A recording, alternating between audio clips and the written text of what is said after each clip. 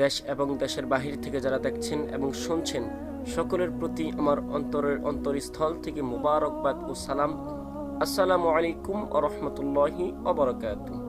প্রিয় দিনী ভাই ও বোনেরা, রজব মাসের ফজিলত সম্পর্কে আমার আপনার নবী ইরশাদ করেন, নিশ্চয়ই জান্নাতে একটি নদী আছে যার নাম রজব।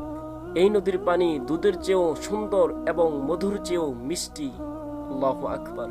যে ব্যক্তি রজব মাসে একদিন রোজা রাখবে, আল্লাহ তাআলা তাকে ওই নদীর পানি পান করাবেন। আল্লাহু আকবার।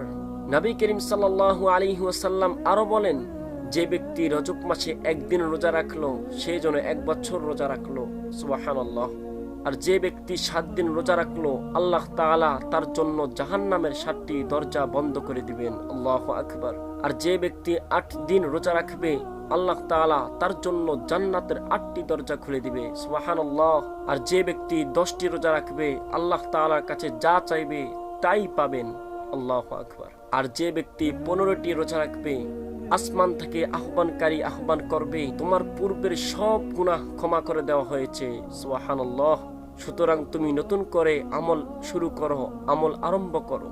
আর যে ব্যক্তি আরো বেশি বেশি আমল করবেন, আল্লাহ তাআলা তাকে আরো বেশি বেশি সওয়াব দান করবেন, বেশি বেশি নেকি দান করবেন। আল্লাহ পাক রব্বুল আলামিন আমাদের সবাইকে বেশি বেশি আমল করার তৌফিক দান করুক। সকলে বলি আমিন সুম্মা আমিন।